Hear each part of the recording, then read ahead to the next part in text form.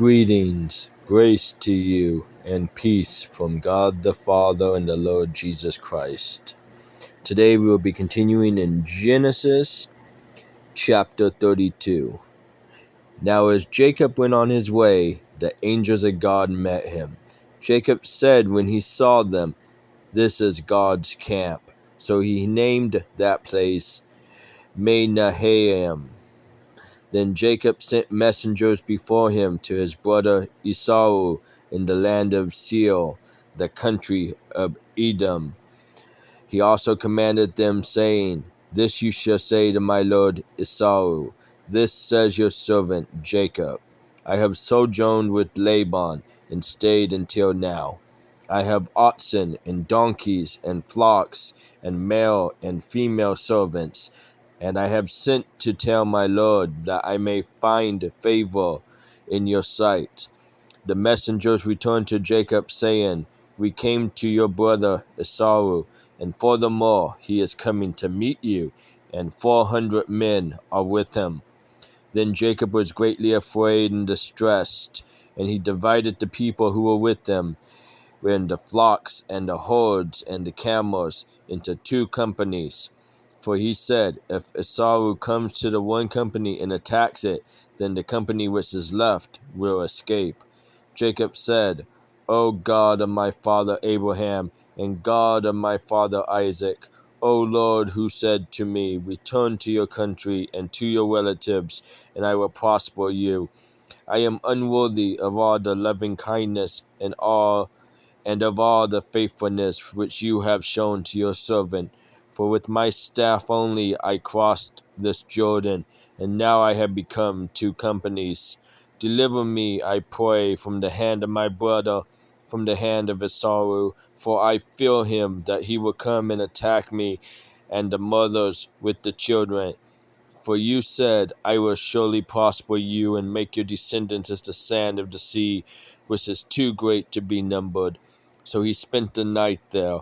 Then he selected from what he had with him a present for his brother Esau, 200 female goats, and 20 male goats, 200 ears, and 20 rams, 30 milking camels and their coats, 40 cows and 10 bulls, 20 female donkeys and 10 male donkeys. He delivered them into the hand of his servants, every drove by itself, and said to his servants, "Pass on before me, and put a space between droves."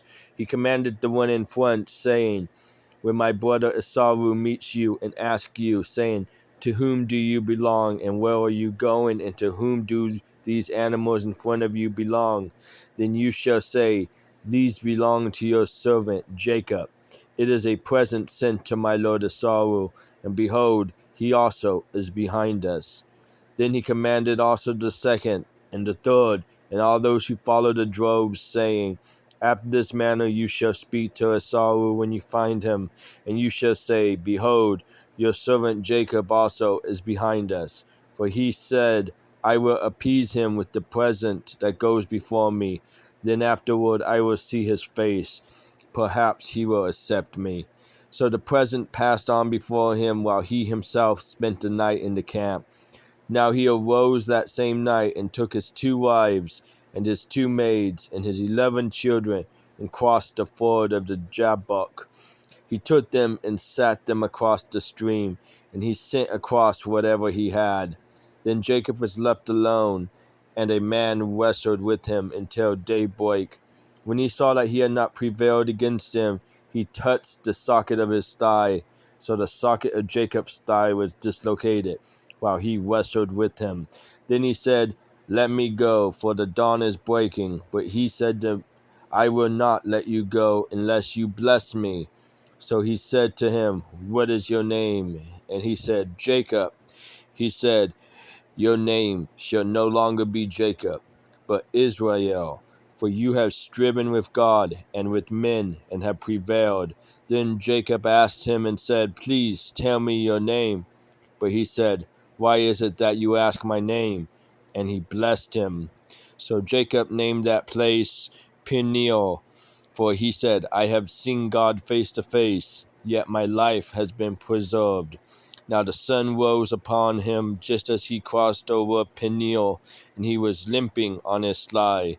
Therefore to this day the sons of Israel do not eat the sinew of the hip, which is on the socket of the thigh, because he touched the socket of Jacob's thigh, and the sinew of the hip.